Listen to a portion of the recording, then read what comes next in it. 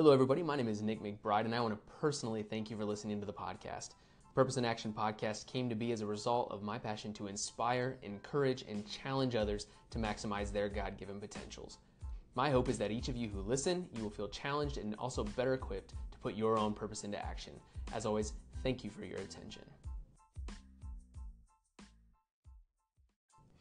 In this episode, I have the pleasure of speaking with Dr. Dave Touhill, and I just wanted to comment beforehand, as you will notice as you begin listening, the audio is not 100% as I had some technical difficulties on my end with the recording. Nevertheless, the content itself is 100%. It is absolutely incredible, and I highly encourage all of you to listen, as I believe it is value-rich, and you will certainly get a lot from it. So without further ado, I hope you all enjoy the episode. Welcome everybody to Purpose in Action podcast. It's actually episode 2 and the first interview that I'm conducting. So I'm actually really excited, and I want to welcome Dr. Dave Touhill to the podcast. He is a doctor's coach and digital marketing strategist, and it is a pleasure to have him on. So for those of you who may not be as familiar with you or your work, would you just please share a little bit more about yourself or what it is that you do? Yeah, man, it's great to be on here. I appreciate you taking the time and having me on. So my journey really went from, I was born in a family of 10 kids, youngest boy of 10 kids in a Christian family of 10 kids, and kind of went through the same process that, many go through in trying to figure out, hey, what are the things that you can be best in the world at? What are the things that I need to, what do I need to do? And it kind of led me on this path that actually led me into going through pre-med and going through chiropractic school. And getting my doctorate in chiropractic. All the while I was working on that, I had a digital marketing company. I loved to see how people were able to be, people were sold to, how ads were run, and then also, what was the good, what were the things that made a great ad or made a great, marketing or sales launch, and what were the key factors in that. And I found that I had a unique, unique position at being the youngest of 10 kids. I'd seen kind of a lot of different interactions, a lot of types kind of clash and how they went well, and it just led to some great marketing launches while I was in school. And then when I graduated, I was in private practice for about a year and a half, full time into continuing to work on this digital agency side. Still adjusting. I work with the Dr. Axe team in Nashville. But my main hustle right now that I'm working on is I'm working as a strategist for influencers. So to make it simple, if you were to build a house, you would have, you'd hire an architect, right, to create the blueprint or the design. And then you'd hire builders, and you'd hire, finish nailers and do all, all the people that do the different aspects of the actual physical build. What I do, large influence, what I do is I come in and I design. I create the blueprint. I design what they're going to speak to, and then what do they feel like, God's best is for them, and then what they can, and then finding out what that is, and then that's what they, push to their market and sell to their market. Yeah. So that's what I'm doing full time here now. So. Well, that's awesome, man. Thanks so much for sharing there. I know actually kind of you, along with Dr. Axe, Dan Sullivan, Pete Cameo, did the 10X Doctor Summit, and I was kind of curious, what was your biggest takeaway from that? Yeah, the 10X Doctor Summit is built for doctors in chiropractic practice. It's a summit that I personally run, and have run for the last 2 years through one CEO. Okay. And what we do in the Doctor Summit is really teaching doctors in private practice to become CEOs of their business. When we go through school as doctors, we don't necessarily learn, and maybe for some of the listeners people that are listening, when you went to school, you never really learned how to run a business using what you've learned. Right. So it's like you never learned how to you're a marketing person, but you never learned, and you want to run a shoe store, but you never learned how to, run a shoe store. Yeah. And so for doctors, you go to school and you learn everything on how to take care for a patient.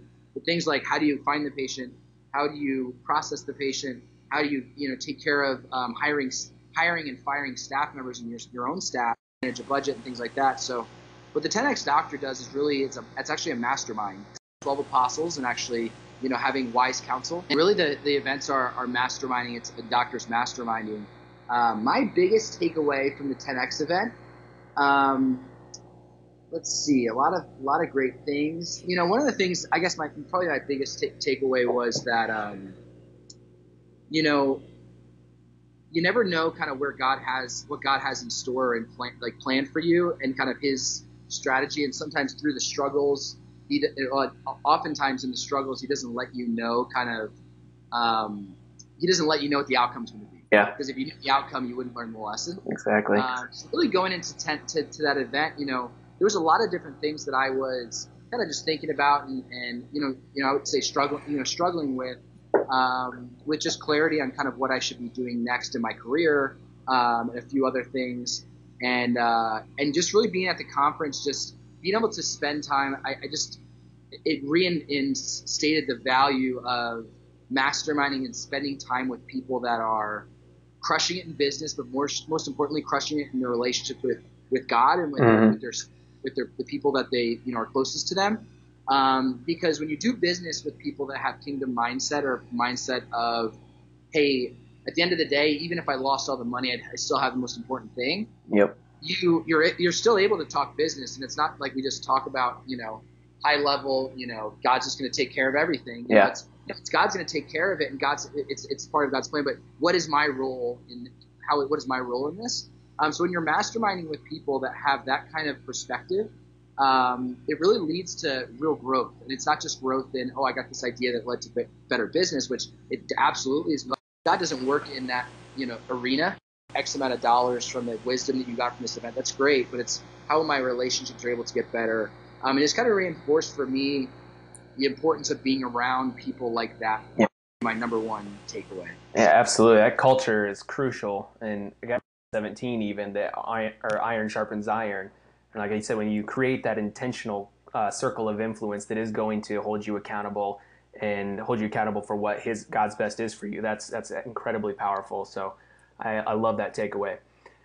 I'm curious then, as a marketing and branding expert, like what is one of maybe the biggest mistakes that you see entrepreneurs, you said athletes, maybe small businesses, communicating with their customers? Yeah. It's funny, speaking of mastermind, I had this conversation with my mastermind last night about this. The biggest thing is finding out who your market is. Who are you looking to talk to? Mm-hmm. Before just, you know, a lot of people come to me with a lot of ideas. I got this product idea, or I have this product idea. Who are you looking to get that product to? Who are you looking to get your message to, right? Mm-hmm. Even creating this podcast, there's a certain type, even more of a millennial that's going to listen to this podcast. Yes, I'm sure there's, you know, great, awesome people that are going to be on here that are, you know, in their 50s and 60s. But for the majority of people, we're talking to the millennial, right? So, you know, what I find most often mistakes with branding and marketing is not really knowing who your avatar market is. Your avatar is your perfect audience is. And how to speak to a degree that if you're talking to a 10-year-old child and a 30-year-old mother, they have completely different wants and needs and interests. Mm-hmm. Marketing copy, your social media that you're running, your Facebook ads, whatever you're doing, really knowing who you're talking to, and speaking to them in words that they would understand, you know, their needs versus, like you said, like even someone that lives in a mother of 3 that lives in Manhattan versus a mother the middle of, you know, Tennessee. Completely different wants and interests, and time is more important for the person that's from Manhattan. The person that's in Tennessee maybe is looking for more. They're willing to listen for longer. So how you design your products, how you design your marketing, I would say the biggest thing is knowing who you're speaking to. Mm-hmm. Speaking to that person, and that is that product. The product, who you're speaking to, is that your greatest gift that God has given you right now, right? Yeah, absolutely. It's not a new keychain fob or a new T-shirt idea. It's not if that's not the best that God has for you. It's very tough to get that, to relate that to somebody else. Like if you don't have personal experience or a personal experience with the product, like Dr. Axe is a great example. You know, his mother he went through some health challenges as well, but his mother had cancer, and he was able to guide her through that. Had a responsibility that he felt to get that message out there, and then it also turned into a product, as you know. So number one is, you know, knowing who your audience is, and then number two, knowing that you have personally had experience with that, you know, with the product that you have, or, you know, there's a reason behind why you're selling that. That's amazing. Yeah, I think like you said there, touching on with Dr. X, people can sense the sincerity or lack of sincerity in your communication with them as well. And as far as knowing who your targeting as well is extremely important, because you can't hit a target that isn't well defined, or that you don't even know what target you're aiming for. You're going to miss every time. So, no, I love that. And the last thing on that is that right now there's so much. Think about it. And again, for the people that are watching, think about it. You probably saw this video, you were scrolling through, you saw something, you saw it on my page or on Nick's page, and you went through and you found this thing, right? You're always swiping. You're always looking at pictures. People are always looking at faces, and you're always looking for authenticity, right? What stops you and gets you to click? I think that what gets people to like my posts and interact with my posts is this is just stuff that I'm like. If you look at if you see my Instagram, and Nick, if you want to plug the Instagram there at the bottom, but absolutely, if you look at my Instagram, and you look at my posts, literally the only thing that I post on are just like things that I'm currently struggling with, and I'm just using that. I write almost all at the end of my posts. I say, I choose to do this, right? I choose. It's stuff that I'm currently figure out, and I'm like, if anybody else is in the trenches with this could be helpful.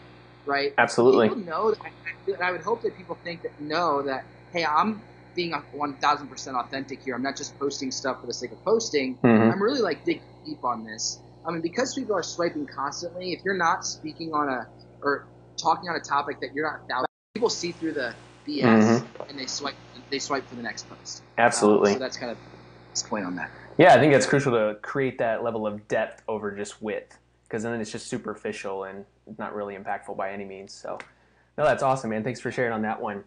I kind of going off of your Instagram post there, I've seen you refer to your profession not simply as something to bring home a paycheck, but something that is more, you said, spiritual and calling, and something that allows you to exhibit your God-given gifts. I'm curious if you would elaborate more on that a little bit and how important that distinction is for you.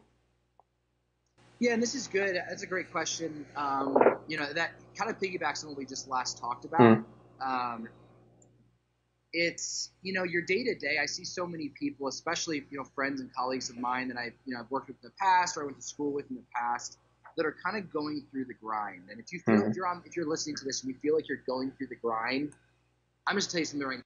And I'll say that a lot because there's a lot of good things out there, and there's God's very best. And there's a big difference between good and okay. God didn't come to the world and die on the cross for good and okay. He died on the cross for very best. Yeah. So when you're thinking about, what does your week look like? What does your weekend look like? What does your day-to-day look like? And then, the career that you have chosen, just think about it right now as you're listening to this. Is this God's very best that he has for you? And if it is, great. If it is, then you're going to do that. And I push this. If it is, then do that with just like the street sweeper. Just the angels would sing about it. Do it with such great quality and class and intention that the angels are literally singing with it, no matter what it is, right? You know that that's God's calling. But if it's not, or if you feel like you kind of accepted good and not best, not very best, that's when I talk about profession and really thinking about the things that when you're best, you're best, you're the things that mean to you or to you speak. You're working in an environment that is. Sorry, I'm getting a little bit of feedback. Oh, you're good. When you're working in an environment that is it's God's very best, it allows you to be the person that you were meant to be. Being stuck in for me it was being, not necessarily stuck. I was adjusting people in an office, right, and giving them chiropractic care, and it was awesome. Like I was seeing people's spines get, chronic pain. I was seeing, women that couldn't get pregnant, and we how the nervous system works. It was unbelievable. I was able to pray over my patients, and really just like it was awesome. But it wasn't God's very best, right? It wasn't God's very best, and I had to recognize that and this comes to you in prayer, right? When you're kind of getting back, digging in deep, and when you're in that transition phase, and you're like, if you're thinking right now, hey, I don't know, if that's the case, well then just pray about it. Ask God, say, God, reveal this. And when I Dr. Axe taught me this is when I have a time where I'm not sure about things, I slow down, I sit down, and I visualize, and I just visualize and pray, hey, God, is this the best that you have for me right now? If not, please be very obvious about what they're doing, and then like the phone will ring or something will show up, and then once you see that, you set that intention, you're available for what God's looking for you. There's a scripture where, Jesus was speaking in the living room, and I'm going to murder this. So I'm not even going to say the scripture, but Jesus was speaking in the living room with Mary, I believe, and a number of others had kind of gathered, and he was speaking, and Martha was in the kitchen, right? Mm-hmm. I've gotten some of the characters wrong, but Martha's in the kitchen, and Martha comes in and says, "Lord, Mary needs to help me cook in the kitchen," and blah blah. And she said, no, she made the best choice. Yeah. Oftentimes we're busy in the kitchen when God is speaking, like waiting for us to speak to him. So when we talk about profession and finding out what's the best that God has for you, sometimes we need to slow down and start to listen to what he's saying versus doing busy work or staying busy. We're always finding things that keep us busy, always staying on our phone and keeping it busy. Slow down and ask. Be specific about your prayer. Say, hey, I'm looking for what's the best you have for me, and please be obvious about this. That's amazing. That's what I mean. Casting your profession. That is amazing. I absolutely love that picture that verse paints there. That's incredible. So, was actually one that you talked about before. I said, what is one of the biggest challenges that you have encountered in business, maybe in your digital marketing or in the chiropractic world, and how have you worked through that? What strategies have you developed for encountering challenges? Is there some specific way you go about attacking those? Yeah, so it's a great question. And we talked about this in the mastermind a little bit earlier, but one of the things when I'm faced, so two things. Number one that I learned was, and I did a post a little while back on things that my dad taught me, and this is one of them. It's, struggling or stressed out, you tend to say things or write things or email things that maybe are not the best thing, right? And one thing is controlling emotion, right? Yeah. In the good and in the bad, right? It's not, and I'm not saying that when you're excited, don't be excited. But if someone gives you a business opportunity, or if you are running with something that is good, and you're like, oh, this could have tremendous upside, control your emotion with that, right? Always look at all the details. Don't let your emotions take control of you and kind of run business. I'm not talking about business on emotion. Business needs to be, obviously your prayer and faith, but also on looking at the details, asking questions, and being strategic. Emotions has no, unfortunately, right? No, it's so true. Often we kind of run business, on emotion. So if you have that text that you're going to send to your business partner or someone else, don't send it. Type it out, read it. I'll do posts. I see some people will post, things on Instagram based on something that happened in their life to kind of get back at the person. Yeah. Write the post out, but don't post it. And then, I'm going to do three things. So if you're, and so the biggest kind of pain points I've had, and I've done a great job. I learned this early, but never burn bridges. I don't care if it's the guy at Starbucks. I don't care if it's and this is just about being a good Christian. Yeah. But always be constructive, not destructive, especially in any type of situation, right? If you are wrong, take accountability, learn from it, and move forward. But don't be destructive, right? And try your darndest not to. And that kind of goes back to point one is, don't run on emotion, run on the fact that you're a Christian and that you're strategic and that God's given you all the necessary things that you need, but don't burn bridges. Always be constructive. And then the last thing I would say that the lesson that I learned is perspective. So, and I'm going to spend a minute on this if you don't mind. So sure. If you're thinking about, climbing a mountain, right? Say we're going to climb Mount Kilimanjaro or something. There's a stairway. Right. Okay. And we all know, we would agree, the stairway is probably the best run, right? Think of the stairway as God's path for you up the mountain, right? If you're at the base of that mountain and you look up the stairs, can you see the stairs going all the way to the top? We can't see the end of it, no. No, you can't see it because it's miles and miles out there, right? So you can only see as far as the eye can see. So that's perspective. You can only see based on your situation, your current circumstance. You can only see that next you can only see, as far as the stairs go. And so from the beginning, it looks okay. This is the direction I'm going. So maybe in life, that's, a career path or a relationship that you got yourself into that maybe wasn't the best decision, but based on the knowledge you had at the time, it was the best, right? Yeah. Because it got you to the next phase. But all of a sudden you get to the top, and oftentimes people just try to use might and power that when it's time to make a new turn, when you get to a stairs and it goes, they don't look and use that current new perspective now that you've been kind of reached a certain peak to then make the next move and go in a different direction. And the direction could be ending a relationship. The direction could be taking that relationship to another level. The direction could be making a different move in business. Think about the first job you ever had, right? Yeah. Think about what you learned in the first job you ever had, right? You have no clue, like, what that even meant. Like, you had to, like, you were going to be, when I show up, like, what's a good job? And so, like, but after that first job, you have a whole new perspective on what your second job's going to be, right? But oftentimes we'll get caught in that third or fourth job. We stay there, and we think this is what's going to take me to the mountaintop. And I'm not just talking about business. I'm talking about life, spiritually. I'm talking about your physical fitness. It's once you get to that new perspective, using what you've learned to now make future decisions. So don't apply old knowledge on new decisions. That's kind of like old wineskin. New, like the new, God has new for you based on what you've, like, kind of the ups and downs that you've come to. But sometimes people just get off, like, where they get to that peak and the stairs go this way because there's a massive boulder that the stairs won't be able to go past. People try to get off and try to scale the side of the mountain, fall back down to that spot because you're trying to apply old, things to a new strategy. And the last thing I'll give as an example is, like, I don't know if you ever played Mario Kart or Mario World or any type of video game, but whenever you play a game, usually at the end of a level you have, especially in the old school games, they have a boss, right? So you have to kill before you can go to the next level, right? Bowser.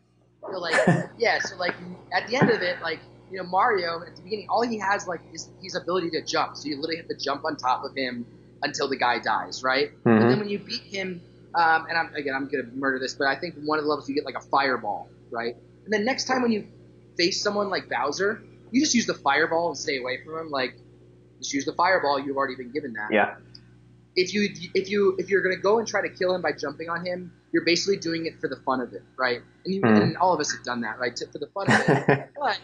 But it's for the fun of it. So if you're applying old perspective to new situations, is like saying, hey, I did not learn from all that stuff that I went through.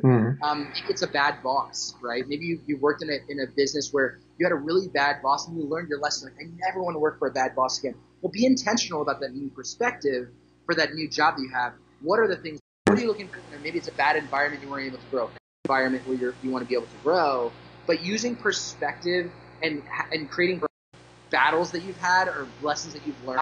Going to that path again. We see it so often in relationships. You have a bad relationship, followed by a bad relationship, followed by a bad relationship. It's things that you're not going to waver on based on your experience and your faith and what you've learned that create that kind of things. I will not waver on these core principles. Everything else is, the Los Angeles Rams, that's fine. We can have a little thing, but, like, if you are, you like this, or you're okay with this, then, hey, we can't, this is not going to be a good fit. So, I know those were three. Those were kind of a long three, but those are my three business tips. So it was that was amazing. It was emotions. It was keep your emotions in check. It was never burn bridges, and it was learn from your mistakes. Not even mistakes. There's never mistakes. Learn from your lessons. Everything is just some lessons are more expensive than others. It's always a lesson, right? That's good. It's a really good question. It makes me, especially because it makes me think, and I really got to think about it. I think, my purpose, my end goal, my long-term end goal is for more people to know Jesus and know Christ, but specifically with people in third world countries to see the love of Christ through people that have, and so one of my, I would say my long-term goal or focus. And what I'm, what kind of wakes me up in the morning. One is knowing that I am working in God's best, and constantly asking, what is the best you have for me? So it's not like you just have a purpose and purpose happens over time. You build greater purpose over time. So one is just, knowing what being intentional about asking God what He has for you. So knowing that, hey, I am living out a purpose that is is God's purpose for my life, right? It's not me up with my own stuff. Yeah. But one of the things that I did when I was younger, and I continue to do, is missionary work.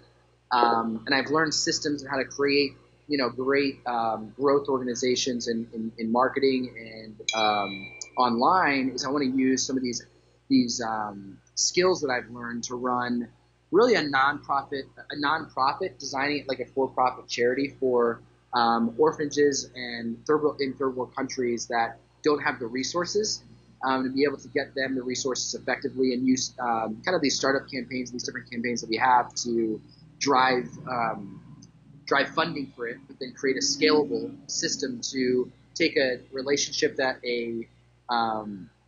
relationship that a missionary already has in an area, and then basically give him the necessary tools that he needs to, things like educating the community and getting, educational materials, creating trade work and teaching people how to do trade work, and then getting, courses and things like that, computers there to them to be able to educate them, right? Because in a lot of those countries, that's what they need, is education. Obviously they need the necessities, but they need education. So I would say that's kind of my long-term purpose. I feel like God's given to me is kind of to help those that are less in need.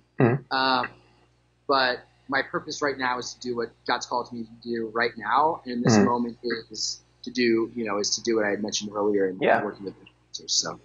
Oh, that's awesome too. I think kind of in hearing you talk about that, I listened to a sermon recently, and he was talking about how the pastor, he was saying he's like, I used to be embarrassed that I was never good with tools. He's like, but give me a microphone, and that's like what God was using me for. And so I think it's cool to hear you talk about using the gifts that God has given you to then give the missionary that's there and helping to actually equip them to do the work that God has called them to do in that space right there. So that's amazing. Love that. Awesome. Let's see here.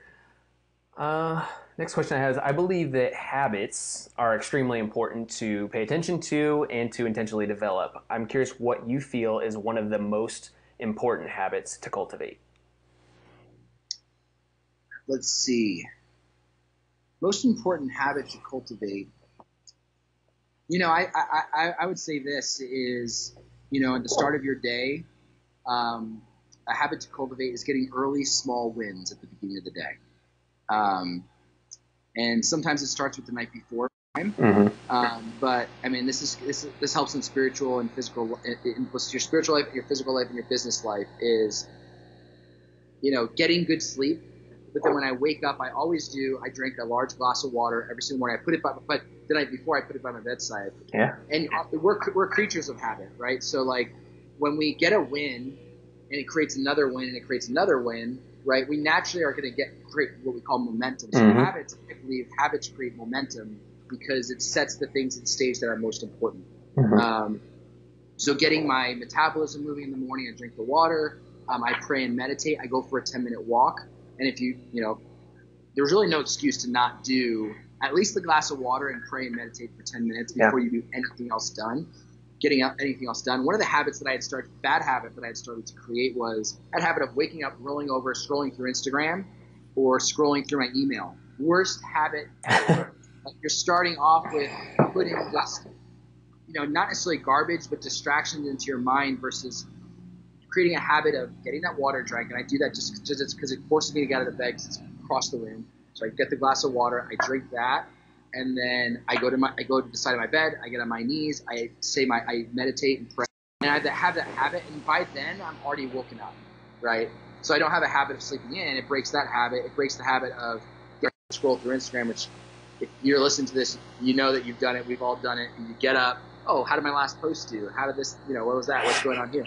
Right? Get in a habit of, taking care of your mind and your body at the beginning of the day, even if it's for 10 or 15 minutes. And getting those wins. And I don't know if you can think about it, man, that was such a great day. It's because you got a lot of stuff done. Yeah. And and when you get things done, your body actually secretes different hormones that create like dopamine that make you happy.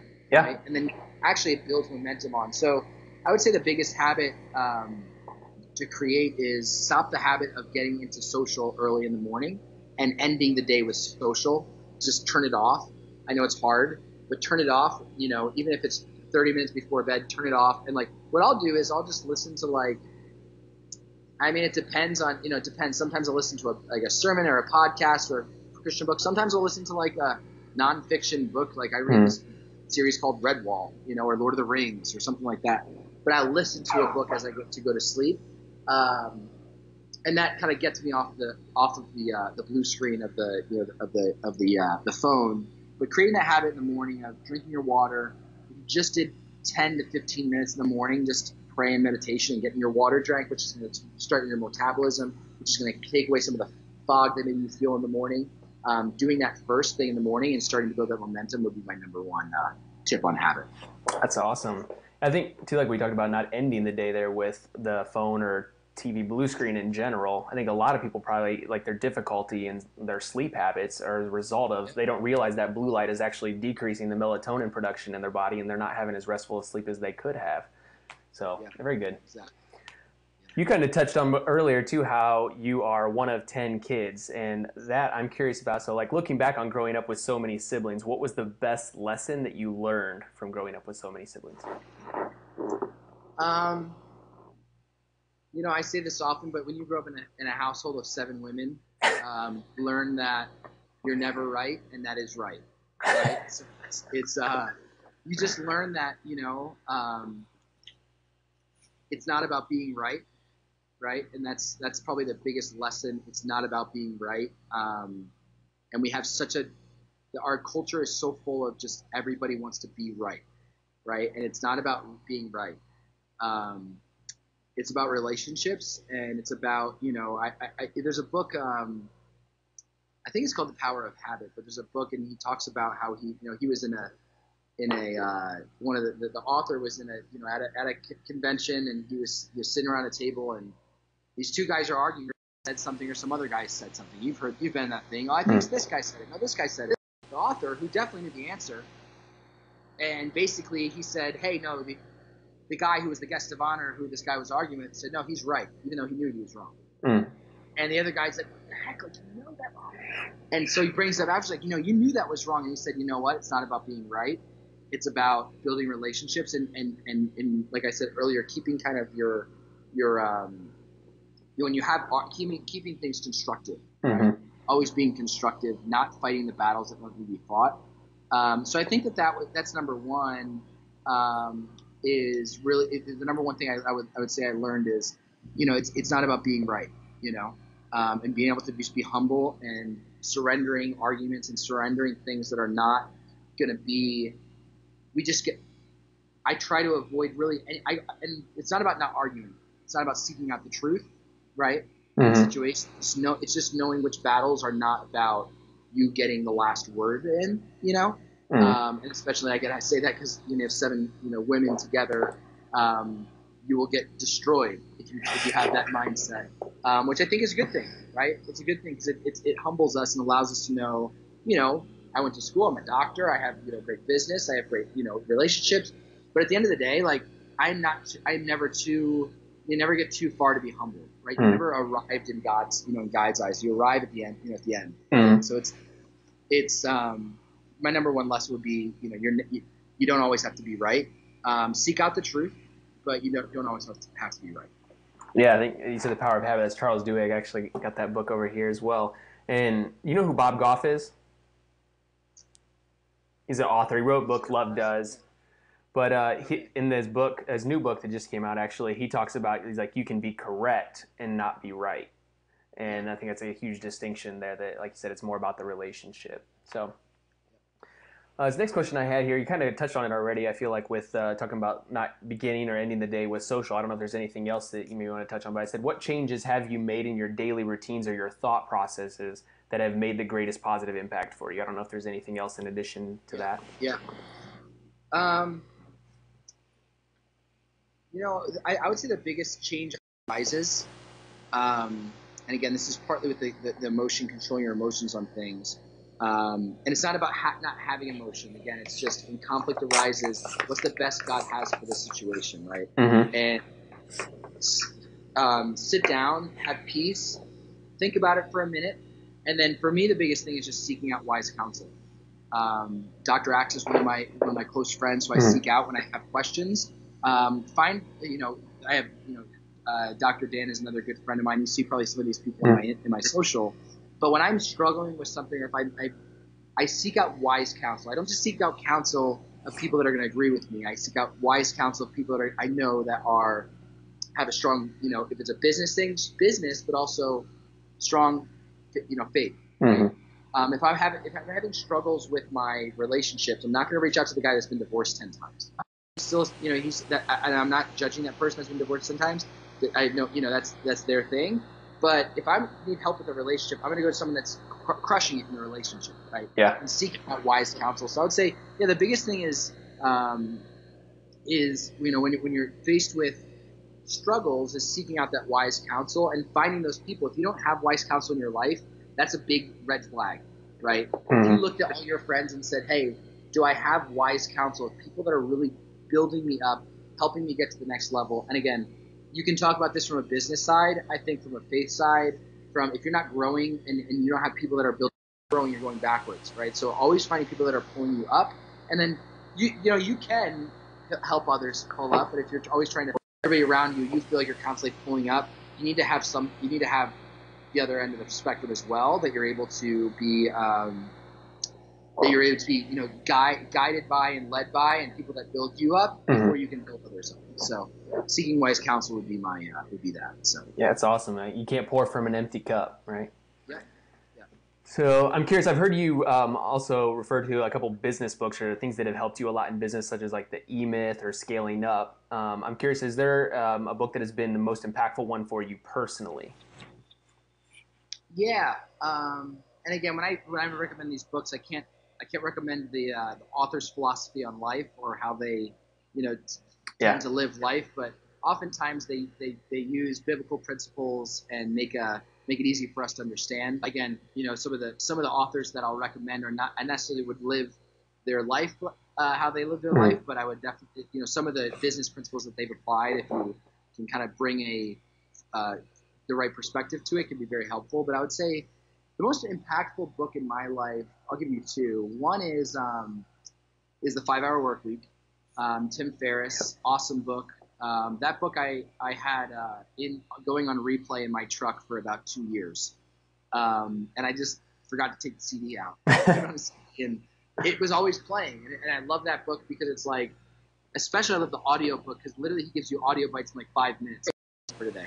And for me, like, I don't like, sometimes it's hard for me to sit down and read for a couple hours, so when I can get like a bite-sized piece and then run with it.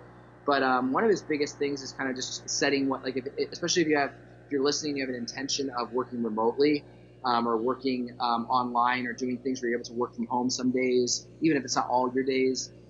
It's a great book to start with.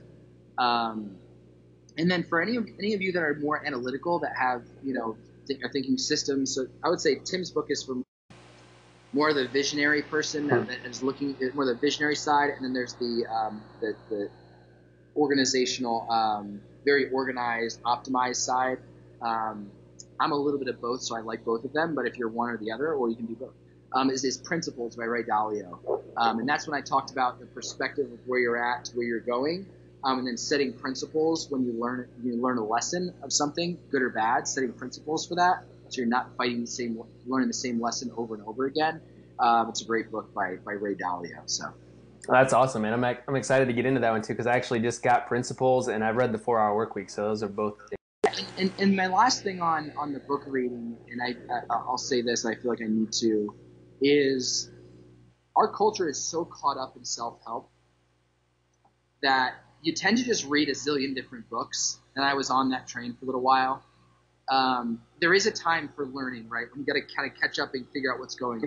But what's so helpful with having a mastermind or wise counsel is you have other people that read. You're not the only person that's got to read the books. You can have other people read books. But don't get so caught up in just reading the books and the self-help books. There's 1,000 different ways to skin the cat. You need to know one and know it really well, right? So books like 5-Hour Workweek, I've read the book 6 times because that was some of the key things that I really need to know. Another book, Scaling Up, by Vern Harnish, is a business book that I read. I've read that book probably 4 or 5 times because you don't need to learn a million ways to skin the cat, right? Mm-hmm. So it's like learning one or two, and then really spending time in the Word, spending time reading Christian books, spending time reading Christian books that tell stories.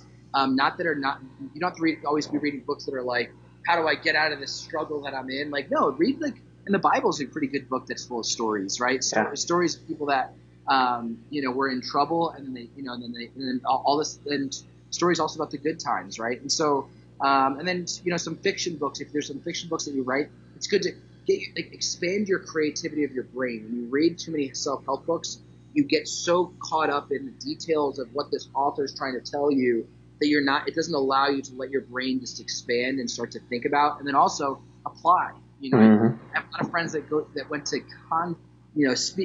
inspirational speaker actors, and I was like, at some point you got to start doing the work, and you got to start, you got to put your hands in the shovel and start working. So that would be my recommendation, especially for the self-help books. Those are two books that really have helped me, and that helps you the most. Read it a couple times, right? You don't need it. They're doing the same thing that you're trying to do. They're making new books to try to make money, right? And so a lot of times it's just giving you a different way to skin the cat. So, but yeah, hopefully that's helpful. No, I absolutely love that, because I have been there as well. I mean, I have a ton of books, and I've kind of caught myself doing the same thing. And actually, Gary Vaynerchuk, he made a post about that one time too. That was really good. He's like, how many more books do you need to read? How many more posts do you need to see? How many more videos do you need to watch before you start executing? And like I said, you don't have to have it all figured out before you start taking action, because like you talked about earlier too, you create momentum for yourself when you just start going. So yeah, that's awesome. Really good, man. All right, man. I didn't want to be respectful of your time as well. I have a few rapid fire questions here. I recognize you referred to Tim Ferriss. I really love this question where he said, if you had a billboard and could say anything on it, what would it be and why? Simplicity adds focus. This is a quote that a good friend of mine just gave me a little while ago. But simplicity adds focus because oftentimes, just like we were just talking about, how many books you need to read, how many systems you got to create, how many businesses ideas you need to have. It's one goal, one action, right? So my billboard could be simplicity adds focus, or one goal, one action. Focusing on one thing at a time and really honing in and getting great at that one thing allows you to understand what's working, what's not working, right? So you can make necessary changes. That's awesome. Next one is, where is your favorite place that you have traveled? Favorite place is the Homer Spit, Alaska. I went there on a little bit of getting away off the internet, off the computer, to really just pray and kind of think, really just reflect and think about, hey, what's God's next step for me? So I did 7 days in the Homer Spit, which is a levee that goes 5 miles out into the ocean in the Bay of Alaska, and I was in a little Airbnb on the end of that levee, and it was beautiful being surrounded by massive mountains, and so Homer Spit, Alaska. Oh, that's awesome. I'm curious too, because I believe that like cultivating an attitude of gratitude is huge as it relates to our pursuit. What are you most? I'm most grateful for the people that God's put in my life right now. The relationships that I have are the best they've ever been.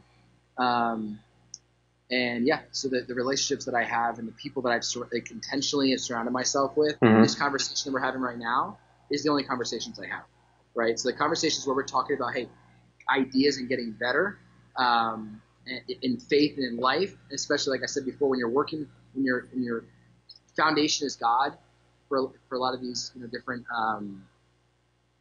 for a lot of my friends, all my friends, every single one of my friends, their foundation is God. So whatever they do in business and how that works is a kind of a bonus.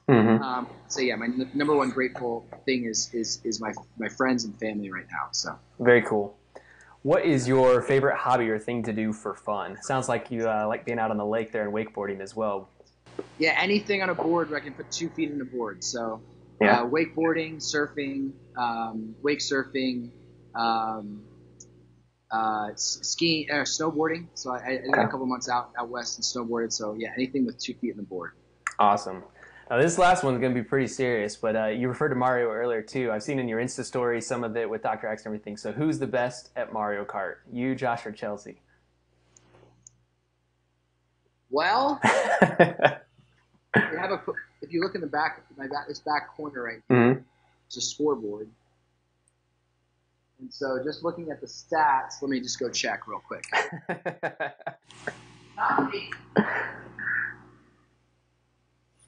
Yeah, so right now, Josh, who's Roy, is first place. So he's got 10 wins. Chelsea's got 9, and I've got a measly 5 in our latest run. So as of right, it changes.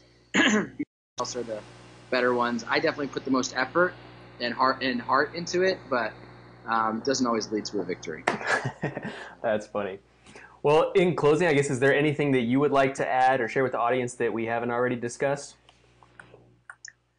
Man, it's so great to talk to you. I love hearing your heart, and the questions that you ask were really good. I think it's a good question. My parting thoughts would be,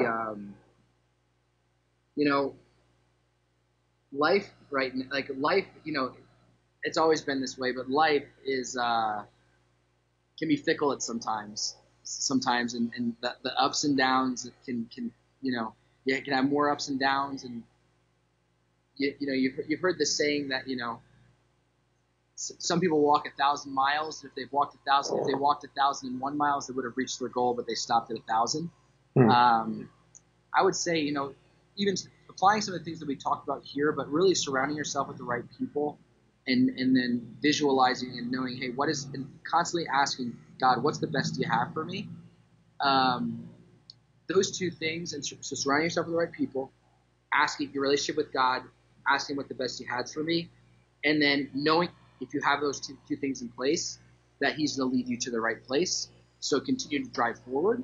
Don't get stuck up with with certain challenges, or when you get stuck on certain things or things don't work your way. There's always the light at the end of the tunnel. There's always the next thing. God didn't create a life for us so that we can, He didn't say it was going to be easy. Mm-hmm. He also didn't say that He's going to make it a pain in the butt for us to live our lives. So it's not supposed to be a struggle. It's not supposed to be a grind. But having, obviously, and also the perspective that we have, but having the right, the right people around you, having that relationship with God, asking Him what the best He has for you every single day, and then nose to the, eye on the prize, and constantly moving forward. So. No, I love that, man. Thanks so much for sharing. I will link out to in the show notes, but where can people find out more about you when they're listening? Yeah, if you want to go to my page, it's Dr. David M. Touhill. I post on Twitter as well at Dr. Touhill. If you are listening and you have a large following or a large digital agency and would like to have a consultation with me, or if you have an idea for a business, and you have a large following, you can go to my site, meetwithdrdave.com, and schedule time to meet with me on. Be more than happy to talk to you guys about that if you have a significant audience, or have a business plan that you run. So that's meetwithdrdave.com. And yeah, man, I really appreciate you bringing me on here today, and I definitely hopefully you got as much out of this as I got out of just speaking with you. So I definitely did, man. I've learned a lot, and I want to extend a huge thank you to you for your time and joining me today. And I really appreciate all the incredible advice that you have shared with us. And now, remember, the world is waiting to see your purpose in action. As always, I love you all. God bless. Make today great.